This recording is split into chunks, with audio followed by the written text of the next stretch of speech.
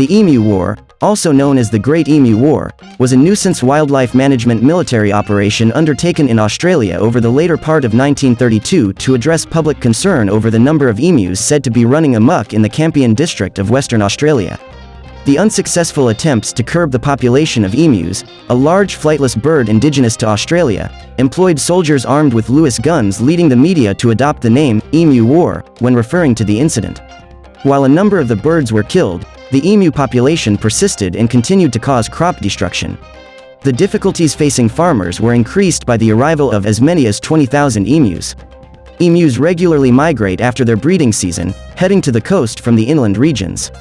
With the cleared land and additional water supplies being made available for livestock by the Western Australian farmers, the emus found that the cultivated lands were good habitat, and they began to foray into farm territory, in particular the marginal farming land around Chandler and Walgoolan. The emus consumed and spoiled the crops, as well as leaving large gaps in fences where rabbits could enter and cause further problems. Farmers relayed their concerns about the birds ravaging their crops, and a deputation of ex-soldiers were sent to meet with the Minister of Defence, Sir George Pearce. Pearce also supported the deployment on the grounds that the birds would make good target practice, while it has also been argued that some in the government may have viewed the operation as a way of being seen to be helping the Western Australian farmers to stave off the secession movement that was brewing. The operation was delayed by a period of rainfall that caused the emus to scatter over a wider area. The rain ceased by the 2nd of November 1932, whereupon the troops were deployed with orders to assist the farmers in, according to a newspaper account, to collect 100 emu skins so that their feathers could be used to make hats for light horsemen. On the 2nd of November the men traveled to Campion, where some 50 emus were sighted. As the birds were out of range of the guns, the local settlers attempted to herd the emus into an ambush, but the birds split into small groups and ran so that they were difficult to target. While the first fusillade from the machine guns was ineffective due to the range, a second round of gunfire was able to kill a number of birds.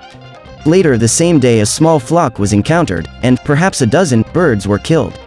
Meredith had established an ambush near a local dam, and more than 1,000 emus were spotted heading towards their position. This time the gunners waited until the birds were in close proximity before opening fire. The gun jammed after only 12 birds were killed and the remainder scattered before any more could be shot.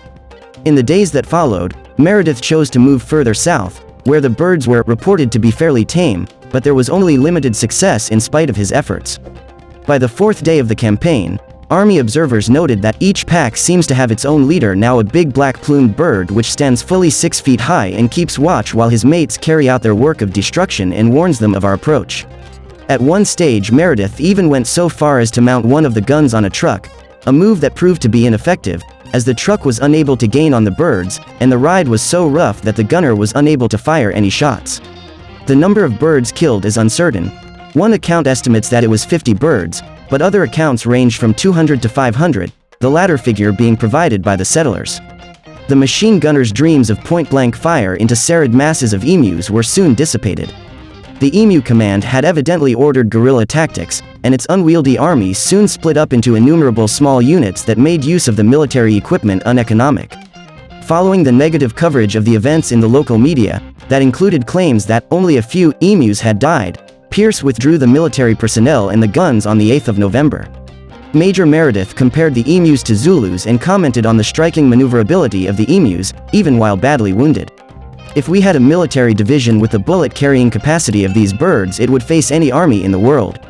They can face machine guns with the invulnerability of tanks. After the withdrawal of the military, the emu attacks on crops continued. Farmers again asked for support, citing the hot weather and drought that brought emus invading farms in the thousands. At the same time, a report from the base commander was issued that indicated 300 emus had been killed in the initial operation. He defended the decision in the Senate, explaining why the soldiers were necessary to combat the serious agricultural threat of the large emu population. Taking to the field on the 13th of November 1932, the military found a degree of success over the first 2 days, with approximately 40 emus killed. The third day, the 15th of November, proved to be far less successful, but by the 2nd of December the soldiers were killing approximately 100 emus per week. Meredith claimed 2,500 wounded birds had died as a result of the injuries that they had sustained. By December 1932, word of the Emu War had spread, reaching the United Kingdom. Some conservationists there protested the cull as extermination of the rare emu. Dominic Cervanti and Hubert Whittle, the eminent Australian ornithologists, described the war as an attempt at the mass destruction of the birds. Throughout 1930 and onward, exclusion barrier fencing became a popular means of keeping emus out of agricultural areas. In November 1950, Hugh Leslie raised the issues of emus in federal parliament and urged Army Minister Josiah Francis to release a quantity of .303 ammunition from the Army for the use of farmers. In recent years, references to the Emu War have been a popular internet meme.